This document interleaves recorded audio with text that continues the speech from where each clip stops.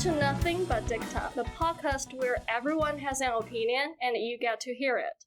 I am your host today, Joma Gassan, and I'll be interviewing Izzy Chen, Celeste Kim, Matthias Kolt, and Maria Lilarek, who are international students at GW Law School. Hi, Izzy, Celeste, Matthias, and Maria. Thank you so much for coming today. Would you like to introduce yourself? Hi, I'm Izzy Chen, and I'm a 3L. I'm from China. Hi, I'm Celeste Kim. I'm also a 3L. I'm from South Korea. Hello, I'm Matthias. I'm also a 3L, and I'm from the Czech Republic. Hi, my name is Maria Lilarek, and I'm from Peru. So today we're going to talk about the life of international students in the law school, because we realize that 1L international students may face different challenges and so can really benefit from listening to advice from 2L and 3L international students. My first question is, what challenges did you encounter when you started law school? Did you uncover any resources that helped you? When I first started law school, everything was just very overwhelming. It was very hard. I felt like I was pretty different because my background is in music and I studied composition. And then so I feel like one of the big challenges for me was just to find my fit in law school, find my identity, and to know that I can be different and I can also create my own path. I had a very similar experience of trying to find my fit and identity as a biology major from undergrad. So my biggest struggle was having little knowledge about how the U.S. government operates, especially for constitutional law. There were many ways to overcome. First, I just spoke with the professor and just let him know or let her know about my limited knowledge and experience so that we have mutual understanding of where I stand. And also for contract and torts law, Googling specific examples and application of specific law really helped because there are small size law firm excerpts online that give you dumbed down version of how law actually applies to daily American lives. So that was really helpful for me. So I definitely identify with all the statements made before. What I would maybe add is that for me, definitely the issue was English. I mean, I'm absolutely fluent, but of course the legal English has higher requirements, and that's the case with readings and with writing. It is true that readings took me more time than I think to my US peers. Writing, to a big degree, is simply different. Also, depending on your native language. Because, for instance, my native language, we use very long sentences, very complicated statements, and the legal writing in English is just very concise, direct, and made easy to understand. So, there was issue and still is just to stay more concise. Well, in my case, English was a big problem too, because English is my second language. And I went to law school in Peru, and people might say, oh, you have the skills that are required to be successful in law school in the United States. But that's really different because civil law is very different. We basically become like dictionaries. You need to memorize a law. And in the United States, it's not like so much that you need to memorize. You need to be more practical, more efficient. You need to think rapidly. You need to be able to digest a lot of information, to see patterns, etc. Writing too, it was a big deal. Like writing, I believe that I'm a decent writer. I really I used to write stories for kids, and I'm very creative with my writing, but legal writing is something different. You need to be more concise, precise, and practical. So writing was something hard, and especially coming from a Hispanic language in law school.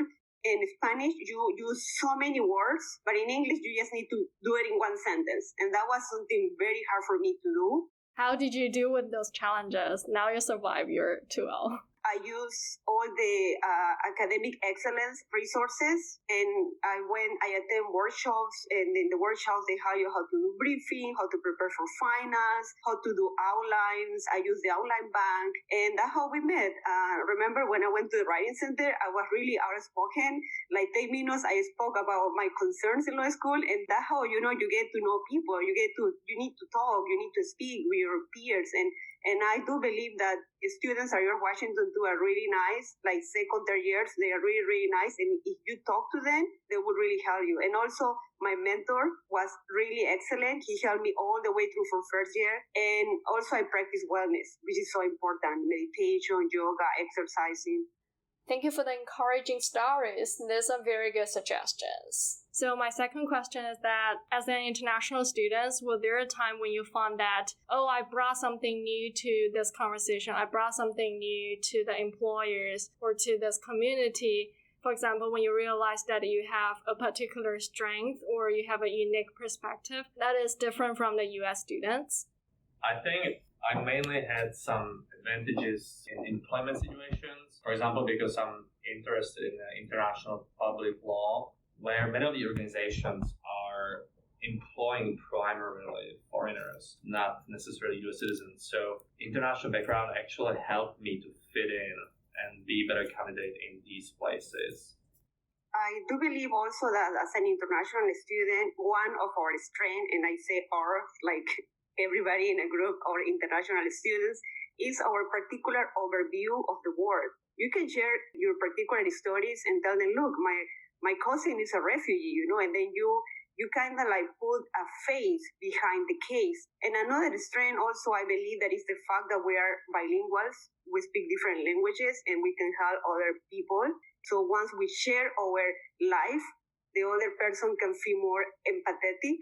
And that's a way to help other American students with our personal stories.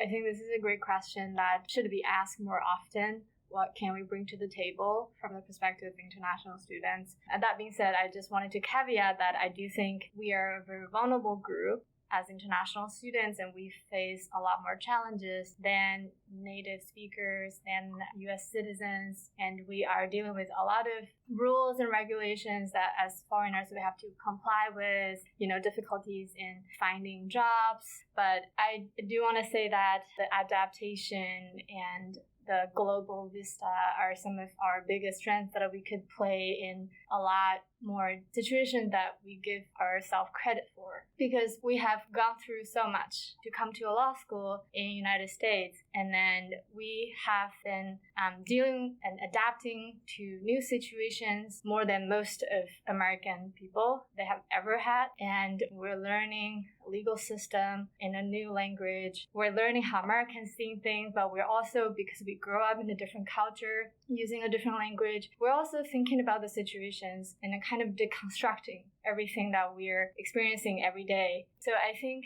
that experience offers us more comparative view or objective view of looking at the world. That is something that is very unique that only we as international students can bring to a community in the United States. And we can bring something different to the table. I think we can create something that's more dynamic. Don't be afraid to showcase that you are different and that what's different about you is valuable. Yeah, I totally agree with everything Izzy just said. I think that's actually the power of being a global citizen. Also, that's the power of the international society as a whole, especially given the situation today. People seem to be separated at some times. And I think what we can bring to the table is really something that is more connection among the people and more mutual understandings.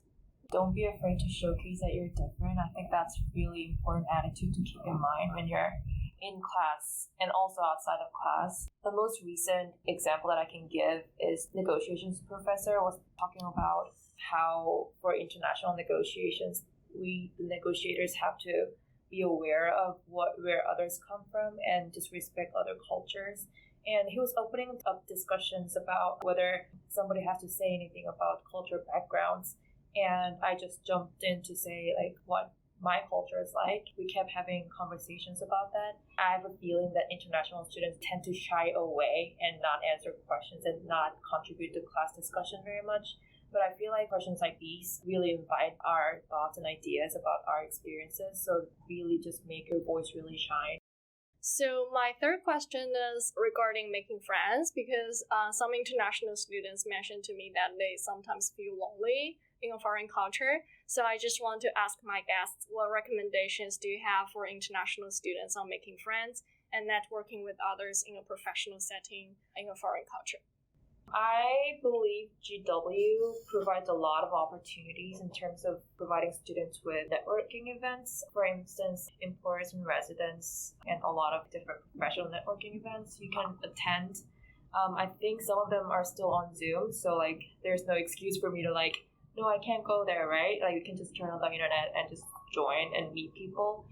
GW has a lot of affinity groups for student organizations, so I think it's a great way to connect with people from your similar background, but also who have different insights about life in America. So I think it will help you to find some of the answers that you might have had by yourself. So I think that's really helpful. I think making friends requires just being proactive and saying hi. Just try to have open mind about building relationship at law school.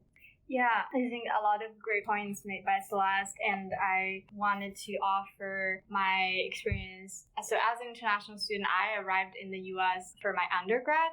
To be honest, it was very hard for me. Even if I did all the TOEFL and SAT tests, it was still a very different thing to like open your mouth and speak with other people. Like I first struggled with just like to respond, how are you? And then it takes a couple of months for you to activate all the knowledge and information you know about another language and then use them naturally so that you don't have to translate everything you are saying in your head before you put that into English. But that, it takes time, but it will come. It's just a bit more pressure when you're also dealing with a lot of readings at law school. That is just going to be hard, but it's also like an accepted fact that as international students, it's just going to be harder for us. So we're going to put in more effort. So I think you need to put yourself in the mindset that you know that you're going through more challenges and you need to have a more open mindset to accept those challenges and to respond to them. I think in terms of making friends, just don't feel like you are pressured making friends with a lot of Americans because you need to feel secure first. You need to feel that you belong to this place, to this space before you can start venturing into new space that make you less secure. Like Celeste said, there are a lot of student orgs and affiliation groups where you can also find people with similar interests as you. Through my 1L year, I first felt the sense of belongingness when I was active in the student org that I'm in. I'm the president now, the Art, Law, and Entertainment Society. That is the area that I'm passionate about. It helps a lot. It makes you feel like there are people who can resonate with you. And then in terms of networking, I feel like the networking culture in China and in the US are very different. My advice is just to be open-minded, observe, see how other people are doing, because that is something that we have to do a lot because we're learning everything is new here. Observe how other people are doing and try to do it in your own way. You don't have to mimic everything everyone else is doing. Don't be afraid to show your personality. I believe that networking is key. I believe that being talkative, it helped me a lot. For instance, I was traveling to New York. In the airplane, one girl was sitting next to me, and I started to talk to her, and I told her, like, oh, what do you do for a living? And she told me, like, oh, I work for Congresswoman Stephanie Murphy in Orlando. So I used to live in Orlando by the time. So I told her, oh, that's awesome. I'm looking for an internship. I was attending UCF. And she told me, like, oh, perfect, just call me. And I'm the one who is in charge of hiring people for her for the summer. So that's how I got my first internship, working for Congresswoman Stephanie Murphy. So networking doesn't have to be precisely in the law school environment. You can network everywhere. Also keep in mind that when you're in school, people don't know each other initially at all, and many may feel shy. So if you take the initiative, if you approach someone, you should email to few people from your country or whatever. It will pay off. You will meet them, you will bond, and you will make friends.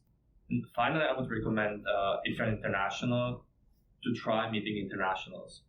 We are just the same minority in some sense, so it's way easier to bond with one another.